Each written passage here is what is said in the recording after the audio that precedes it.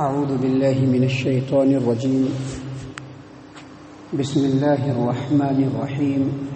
يستفتونك قل الله يفتيكم في الكلالة إن امرؤ هلك ليس له ولد وله أخت فلها نصف ما ترك وهو يرثها إن لم يكن لها ولد فإن كانت اثنتين فلهما الثلثان مما ترك وإن كانوا إخوة رجالا ونساء فللذكر مثل حظ الأنثيين يبين الله لكم أن تضلوا والله بكل شيء عليم. اے محمد صلی اللہ علیہ وسلم، لوگ آپ سے کلالہ کے بارے میں فتویٰ پوچھتے ہیں. آپ ان سے کہہ دیجئے کہ اللہ تبارک و تعالی کلالہ کے بارے میں تم کو فتویٰ دیتا ہے کہ اگر کوئی آدمی مر جائے اور اس کی کوئی اولاد نہ ہو اور اس کی ایک بہن ہو تو جو کچھ اس کی آستی ہوگی، جو کچھ اس کی میراث ہوگی، اس میں سے آدھا حصہ بہن کو مل جائے گا. اور اگر عورت کلالہ ہو، یعنی اس کی اولاد نہ ہو، اس کے باپ نہ ہو، اس کے دادا دادی نہ ہو، اور وہ عورت اگر مرے اور اس کی کوئی اولاد نہ ہو تو اس کا جو شوہر ہوگا وہ اس کے مال کا وارث بن جائے گا. پھر اگر بہنیں دو ہوں، مرنے والے کے بہن دو ہوں، تو بہنوں کے لیے پورے جائیداد میں سے 2/3 حصہ. اور اگر بھائی بہن ملے جلے زیادہ ہوں تو جس طرح سے لڑکے اور لڑکی کا میراث ہوتا ہے، یعنی لڑکے کو لڑکی کے مقابلے میں ڈبل ملے گا، ایسے ہی بٹوارا ہو جائے گا. اور اللہ تبارک و تعالیٰ تمہارے لیے ان تمام باتوں کو کھول کر کے بیان کرتا ہے تاکہ تم لوگ بھٹکتے نہ پھرو، اور اللہ تبارک و تعالیٰ ہر چیز کو جاننے والا ہے. معزز سامعین کرام، یہ سورۃ النساء کی آخری آیت ہے. سورۃ النساء سورہ نمبر 4 آیت نمبر 176 اس کی تلاوت کی اور اس کا ترجمہ بھی ہم نے آپ کے سامنے پیش کیا. ہم آپ کو بتلا دیں کہ یہ جو آیت ہے یہ سورہ نساء کے کمپلیٹ نازل ہونے کے بعد اخیر میں نازل ہوئی. اور جیسا کہ آپ نے ترجمہ سے اندازہ لگایا کہ اس میں اللہ تبارک و تعالیٰ نے کلالہ جو ایک ہوتا ہے اس کے وارثین کیسے ہوں گے، اس میں میراث کیسے تقسیم ہوگی، اس کی وضاحت بیان کی گئی. صحابہ کرام رضوان اللہ علیہم اجمعین کو کلالہ کے تعلق سے تھوڑا ڈاؤٹ تھا کہ کیسے کلالہ اپنے وارثین کو میراث دے گا یا کیسے اس کے میراث کا بٹوارا ہوگا. تو اللہ تبارک و تعالیٰ نے اخیر میں یہ آیت نازل کی. ہم آپ کو بتلا دیں کہ اسی صورت کے آیت نمبر 12 میں اللہ تبارک و تعالیٰ نے کلالہ کے وارثین کے درمیان کیسے میراث کی تقسیم ہوگی اس کی ایک پہلو کی وضاحت کی ہے، اور یہاں پر ایک دوسرے پہلو کی وضاحت ہے. ایک بات اور ذہن نشین رہے کہ اللہ تبارک و تعالیٰ کے اس کلام میں جو مصحف ہمارے سامنے موجود ہے اور اس میں جو آیات اور صورتوں کی جو ترتیب ہے یہ اپنی طرف سے نہیں ہے، بلکہ یہ پوری کی پوری ترتیب توقیفی ہے، یعنی مقرر ہے شریعت کی طرف سے. اللہ کے رسول صلی اللہ علیہ وسلم نے آیات اور مضمون کا لحاظ کرتے ہوئے وحی الہی کی روشنی میں صحابہ کرام رضوان اللہ علیہم اجمعین کو حکم دیا، اور حکم دیا کرتے تھے کہ فلاں آیت کو فلاں آیت کے بعد لکھ لو، فلاں صورت کو فلاں صورت کے بعد لکھ لو. تو گویا کہ یہ اپنی طرف سے نہیں بلکہ شریعت کی طرف سے مقرر ہے. لہٰذا یہ جو آیت کریمہ ہے، اس آیت کریمہ کو اس صورت کا تتمہ یعنی کمپلیٹ کرنے کے لیے یہ آیت اللہ تبارک و تعالیٰ نے نازل کی، اور اس میں کلالہ کے بارے میں بتلایا. یاد رکھیے، کلالہ کہتے ہیں ایسے آدمی کو جس کے ماں بھی نہیں ہو، جس کے باپ بھی نہیں ہو، جس کے دادا دادی بھی نہیں ہو، اور اس کی کوئی اولاد بھی نہیں ہو، تو اس کو کلالہ کہتے ہیں. یعنی اس کے مرد اور عورت کوئی بھی اولاد نہ ہو، اس کے ماں باپ بھی نہیں ہو، اور باپ کے رشتے سے اوپر جتنے بھی رشتے ہیں، چاہے دادا دادی یا اس سے اوپر کا جو رشتہ ہے کوئی بھی نہیں ہو، ایسے آدمی کو کلالہ کہتے ہیں. اب ایسے لوگوں کے میراث کے تعلق سے سب سے پہلے ایک بات یاد رکھیے کہ اللہ تبارک و تعالیٰ نے اسی صورت کے آیت نمبر 12 میں بیان فرمایا ہے کہ وَإِن كَانَ رَجُلٌ يُورَثُ كَلَالَةً أَوِ امْرَأَةٌ وَلَهُ أَخٌ أَوْ أُخْتٌ فَلِكُلِّ وَاحِدٍ مِّنْهُمَا السُّدُسُ. اللہ تبارک و تعالیٰ نے فرمایا کہ اگر کوئی آدمی کلالہ ہو یا کوئی عورت کلالہ ہو اور اس کے ایک بھائی اور ایک بہن ہو تو بھائی اور بہن ہر میں سے ہر ایک کو 6واں حصہ ملے گا. اور اگر اس سے زیادہ ہو تو آگے اللہ تبارک و تعالیٰ نے کہا کہ ان کو 1/3 ملے گا. 1/3 ملے گا. تو محترم سامعین کرام، یہاں پر ایک بات ہے، لیکن آپ ایک بات ہمیشہ ذہن نشین رکھیے کہ بھائی بہن جو ہوتے ہیں ان کی 3 قسمیں ہیں. ایک بھائی بہن ہوتے ہیں وہ حقیقی یعنی سگے، بالکل اپنے ہوتے ہیں، جس کے ماں بھی ایک ہوں باپ بھی ہوتے ہیں، ماں باپ ایک ہوں، ان سے جو اولاد ہوتے ہیں وہ حقیقی بھائی بہن کہلاتے ہیں۔ لیکن ایک ہوتا ہے اللاتی، جس کو سوتیلے بھائی بہن کہتے ہیں، یعنی باپ تو ایک ہوتا ہے لیکن الگ الگ ماں سے ہوتے ہیں۔ ایک باپ نے کئی شادیاں کی ہیں تو الگ الگ ماں باپ سے جو اولاد ہوتے ہیں وہ سوتیلے بھائی بہن ہوتے ہیں۔ اور بھائی بہن کی ایک تیسری قسم بھی ہے، یعنی ماں نے کبھی شادی کیا تھا کسی سے، اس سے بچے پیدا ہوئے، اب وہ شوہر جو ہے یا تو مر گیا یا پھر اس نے اس کو طلاق دے دیا، اب اس عورت نے دوسرے مرد سے شادی کی تو اب اس سے جو بچے پیدا ہوں گے تو پہلے والے گھر کے جو بچے ہیں اور یہ جو بچے ہیں دونوں آپس میں اخیافی بھائی بہن ہوں گے، اخیافی۔ تو یہ تین قسم ہے۔ تو یہ جو ہم نے ابھی بتلایا آپ کو کہ اس سورت کے آیت نمبر 12 میں جو کلالہ کی جو تقسیم کا جو مسئلہ ہے وہ اخیافی بھائی بہن کے، یعنی ماں تو ایک ہی ہو لیکن باپ الگ الگ ہو، ان کے لیے وہ حصہ ہے۔ ابھی جو اس آیت کریمہ میں جو حصہ بیان کیا جا رہا ہے وہ ایسے بھائی بہنوں کا جو حقیقی ہوں یا سوتیلے ہوں، ان کے بھائی بہن کا حصہ بیان کیا جا رہا ہے۔ اب یہ جو کلالہ ہیں ان کے وارثین کے درمیان جو حصہ تقسیم ہوگا، اس سلسلے میں بھی دو باتوں کو ہمیشہ ذہن نشین رکھنا ضروری ہے۔ پہلی بات یہ کہ ایک آدمی مرا، اس کے کوئی اولاد نہیں ہے، اس کے ماں باپ بھی نہیں ہے، اس کے دادا دادی بھی نہیں ہے۔ اب وہ آدمی جو مرا تو اس کے جو بھائی بہن تھے اس کے حقیقی بھائی بہن بھی تھے اور سوتیلے بھائی بہن بھی تھے۔ اب جب حقیقی بھائی بہن تھے تو ان کی موجودگی میں سوتیلے بھائی بہن کو کچھ بھی نہیں ملے گا۔ یاد رکھیے، ایک آدمی ایسا مرا جس کے ماں باپ بھی نہیں ہیں، ان کے دادا دادی بھی نہیں ہیں اور اس کی کوئی اولاد بھی نہیں ہے، بیٹا بیٹی کوئی نہیں ہے۔ اب اس کے بھائی بہن ہیں، لیکن دو طرح کے بھائی بہن ہیں۔ ایک بھائی بہن ایسا ہے جو حقیقی ہے، جو ایک ہی باپ سے ہے اور ایک ہی ماں سے ہے، اور دوسرا بھائی بہن جو ہے باپ تو ایک ہے لیکن ماں دونوں کی الگ الگ ہے، جس کو سوتیلا بھائی بہن کہتے ہیں،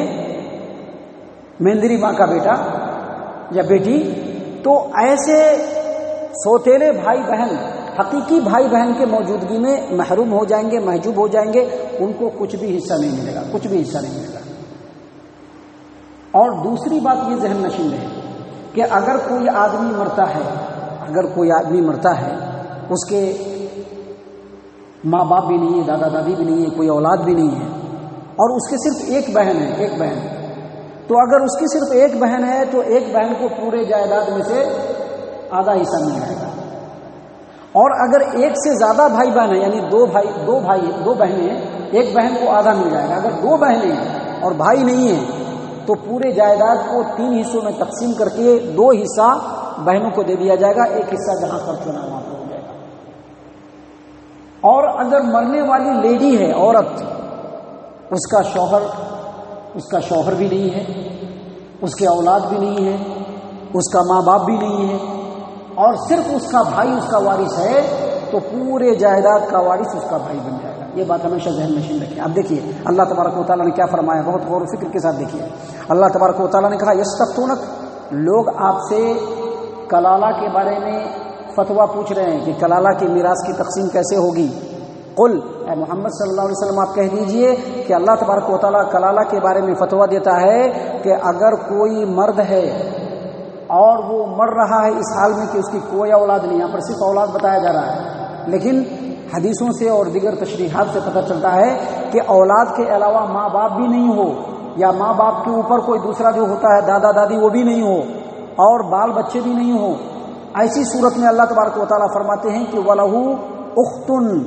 اس کی اگر ایک بہن ہو، فَلَهَا النِّصْفُ، نصف ما ترک، تو جو پوری جائیداد پوری آستی ہے اس میں بہن کو آدھا مل جائے گا۔ آگے مزید اللہ تبارک و تعالیٰ فرماتے ہیں وَهُوَ يَرِثُهَا، لیکن اگر عورت کلالہ ہو، عورت کے جو ہے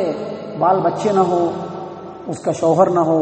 اس کے ماں باپ نہ ہو، اس کے دادا دادی نہ ہو، اور اس کا ایک بھائی ہو، تو بھائی پورے جائیداد کا وارث بن جائے گا۔ آگے مزید اللہ تبارک و تعالیٰ نے فرمایا فَإِن كَانَتْ اثْنَتَيْنِ، اگر ایک کی جگہ پر 2 بہن ہو، اگر ایک کی جگہ پر 2 بہن ہو یا اس سے زیادہ بھی ہو، سمجھ لیجیے ایک طرح سے، تو پورے جائیداد کو 3 حصوں میں تقسیم کیا جائے گا، اور 3 حصوں میں سے ایک حصہ جہاں خرچ ہونا ہے وہاں پر خرچ ہوگا، اور 2 حصہ بہنوں کو دے دیا جائے گا۔ آگے مزید اللہ تبارک و تعالیٰ فرماتے ہیں کہ وَإِن كَانُوا إِخْوَةً رِجَالًا وَنِسَاءً فَلِلذَّكَرِ مِثْلُ حَظِّ الْأُنثَيَيْنِ، اگر بھائی بہن ملے جلے ہوں، یعنی بھائی بھی ہوں بہن بھی ہوں، تو جس طرح سے کسی بھی آدمی کے آستی اور جائیداد میں، اگر کسی بھی انسان کے آستی اور جائیداد میں بیٹے بیٹی کا جس طرح سے تقسیم ہوتا ہے کہ بیٹے کو ڈبل ملتا ہے اور بیٹی کو سنگل ملتا ہے، تو بالکل اسی طرح سے اگر بھائی بہن ملے جلے ہوں، مرد بھی ہوں عورت بھی ہوں، تو مرد کو ڈبل حصہ ملے گا اور اس کا سنگل حصہ بہنوں کو ملے گا۔ مثال کے طور پر اگر 10 بھائی بہن ہیں، 5 بھائی ہیں 5 بہن ہیں، یا 4 بھائی ہیں 6 بہن ہیں، تو 10 ہے تو 20 جگہ پر لگے گا بٹوارا۔ کتنے جگہ پر بٹوارا لگے گا؟ 20 جگہ پہ بٹوارا لگے گا، اور اس میں سے ڈبل جو ہے وہ بھائیوں کو دے دیا جائے گا، پورے بھائیوں میں وہ تقسیم ہو جائے گی، اور آدھا جو ہے وہ بہنوں کو دے دیا جائے گا، وہ آدھا بہنوں میں تقسیم ہو جائے گا۔ تو یہ طریقہ ہے جو اللہ تبارک و تعالیٰ نے بیان فرمایا ہے۔ آگے اللہ تبارک و تعالیٰ فرماتے ہیں یبین اللہ لکم ان تضلوا۔ یہاں پر ایک بات اور سمجھ لیجیے، کلالہ کے بارے میں نے بتلایا کہ کلالہ کہتے ہیں ایسے مرد کو اور ایسے عورت کو جس کے بال بچے بھی نہ ہوں، اس کے ماں باپ بھی نہ ہوں، اور ماں باپ سے اوپر دادا دادی بھی نہ ہوں، لیکن یاد رکھیے شوہر اور بیوی ہو سکتے ہیں۔ تو شوہر اور بیوی اگر ہوں گے، یعنی اگر مرد ہے اور اس کی بیوی ہے، یا بیوی ہے اور اس کا شوہر ہے، تو بیوی اور شوہر بھی حصے دار بنیں گے، ان کو الگ نہیں کیا جائے گا۔ مثال کے طور پر مرنے والی ایک عورت ہے اور اس کا شوہر بھی موجود ہے اور اس کا بھائی بھی موجود ہے اور اس کے اولاد نہیں ہے، اس کے ماں باپ نہیں ہے، تو ایسی صورت میں آدھا آدھا مل جائے گا، بہن کو آدھا مل جائے گا، شوہر کو آدھا مل جائے گا، بہن کو آدھا شوہر کو آدھا، یا بھائی کو آدھا شوہر کو آدھا مل جائے گا، کیونکہ شوہر بھی اس کا حصہ دار ہے۔ تو یہ تمام باتیں اللہ تبارک و تعالیٰ نے بیان کرنے کے بعد آگے بیان فرمایا یبین اللہ لکم ان تضلوا۔ اللہ تبارک و تعالیٰ تمام باتوں کو کھول کھول کر کے بیان کرتا ہے، کیوں؟ تاکہ تم بھٹکتے نہ پھرو۔ میں نے کل ہی بتلایا تھا کہ یہ قرآن کریم یہ برہان ہے، اللہ تبارک و تعالیٰ نے اس کو حق و باطل کے درمیان فرق کرنے کے لیے بھیجا ہے، اور اس میں اللہ تبارک و تعالیٰ نے لوگوں کے لیے ہدایت نازل کی ہے۔ ہدایت کیسی ہدایت؟ اگر دنیا کے اندر ہے تو دنیا کی زندگی میں کہاں کہاں اچھائی ملے گی اور کیسے کیسے انسان اچھائی کے ساتھ آگے بڑھے گا، ان تمام باتوں کی رہنمائی اللہ تبارک و تعالیٰ نے کی ہے۔ اور آخرت میں رب العالمین کے بارگاہ میں کیسے سرخرو ہونا ہے، اللہ تبارک و تعالیٰ نے اس بات کو بھی یہاں پہ بیان کیا ہے۔ اسی لیے اللہ تبارک و تعالیٰ نے فرمایا کہ اس قرآن کریم میں اللہ تبارک و تعالیٰ تمہارے لیے تمام باتوں کو کھول کھول کر کے بیان کرتا ہے تاکہ تم گمراہ نہ ہو جاؤ، اور اللہ تبارک و تعالیٰ ہر چیز کو جاننے والا ہے۔ ان تمام باتوں کے اوپر غور و فکر کریں گے تو ایک بات اور آپ کو پتہ چلے گی، یہاں پر بھی اور دوسری جگہوں پر بھی، کہ آپ صلی اللہ علیہ وسلم کے پاس کوئی سوال آتا تھا تو آپ صلی اللہ علیہ وسلم خود سے جواب نہیں دیتے تھے، انتظار کرتے تھے کہ اللہ تبارک و تعالیٰ کی طرف سے کوئی وحی نازل ہو، اس سلسلے میں کوئی رہنمائی ہو۔ اگر وحی پہلے سے موجود ہوتی تو آپ صلی اللہ علیہ وسلم بھی بتا دیتے علم کے بعد، اور صحابہ کرام بھی بتا دیتے تھے، لیکن آپ صلی اللہ علیہ وسلم کے علم نہیں ہوتا تو آپ صلی اللہ علیہ وسلم ویٹ کرتے تھے، انتظار کرتے تھے، یہاں تک کہ وحی نازل ہوتی تھی، پھر اللہ تبارک و تعالیٰ اس کو جو پوچھنے آیا تھا اس کو اور لوگوں میں بیان کرتے تھے۔ تو اسے یہ پتہ چلا کہ بغیر علم کے کسی کو جواب بھی نہیں دینا ہے۔ یہ بہت ہی بڑا مسٹیک ہے جو آج کے زمانے میں لوگ بہت زیادہ کر رہے ہیں۔ اگر علم نہیں ہے تو کہہ دینا نہیں جانتے ہیں، یا اگر نہیں جانتے ہیں تو کوئی جو عالم ہے جو جانتا ہے اس کی طرف لوگوں کو رہنمائی کرنا ہے۔ بغیر علم کے فتویٰ دینا یہ گمراہی ہے۔ تھوڑا بہت کتابوں کو پڑھ لینے کے بعد لوگ فتوے دیتے ہیں اور مسائل بیان کرتے ہیں، شرعی اعتبار سے یہ انتہائی غلط بات ہے۔ اب دیکھیے ہمارے پیارے رسول صلی اللہ علیہ وسلم کے سامنے صحابہ کرام نے پوچھا کہ کلالہ کے میراث کی تقسیم کیسے ہوگی؟ جابر بن عبداللہ رضی اللہ عنہ نے پوچھا، اللہ کے رسول صلی اللہ علیہ وسلم خاموش ہو گئے، کہا کہ وحی کا انتظار کرو۔ جب اللہ تبارک و تعالیٰ نے وحی نازل کی، لوگوں میں آپ صلی اللہ علیہ وسلم نے بیان کر دیا، لہذا بغیر علم کے فتویٰ نہیں دینا ہے۔ اگر کوئی سوال ہمارے پاس آتا ہے، ہمارے اندر وہ کیپیسٹی ہے، وہ صلاحیت ہے، تو اللہ کے رسول صلی اللہ علیہ وسلم کے فرمان کی روشنی میں، کلام اللہ کی روشنی میں اور سلف صالحین کے فہم کی روشنی میں ہم جواب دیں گے۔ اگر ہمارے پاس ان تینوں میں سے چیزوں کا علم نہیں ہو پا رہا ہے، قرآن کی آیت معلوم ہے تو ہم فوراً فتویٰ نہیں دیں گے، کیونکہ قرآن کی آیات کو صحابہ کرام نے کیسے سمجھا ہے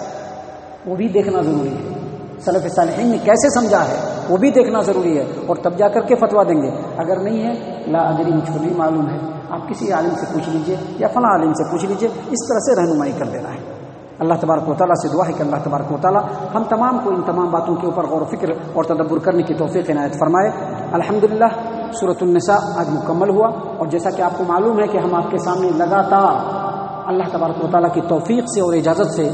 قرآن کریم کی جو تفسیر ہے پیچھے سے ہم صورتوں کو ترتیب کے ساتھ آپ کے سامنے پیش کر رہے ہیں، اور ابھی سورہ نساء ختم ہوا ہے، تو انشاءاللہ اللہ تبارک و تعالیٰ کی توفیق اور اجازت سے کل سے ہم آپ کے سامنے سورہ آل عمران کی تفسیر ترتیب کے ساتھ ہر روز پیش کریں گے۔ اللہ تبارک و تعالیٰ سے دعا ہے کہ اللہ تبارک و تعالیٰ ہم تمام کو ان تمام باتوں کے اوپر غور و فکر اور تدبر کر کے ان باتوں پر عمل کرنے کی توفیق عنایت فرمائے۔ اللہ تبارک و تعالیٰ ہم تمام کو کتاب و سنت کا متبع اور فرما بردار بنائے، جنت الفردوس میں جگہ عطا فرمائے۔ اے اللہ ہم تمام کو جہنم سے پناہ دے، اے رب العالمین ہم تمام کو جہنم سے پناہ دے، اے مالک الملک ہم تمام کو جہنم سے پناہ دے، آمین یا رب العالمین، وما علینا الا البلاغ المبین۔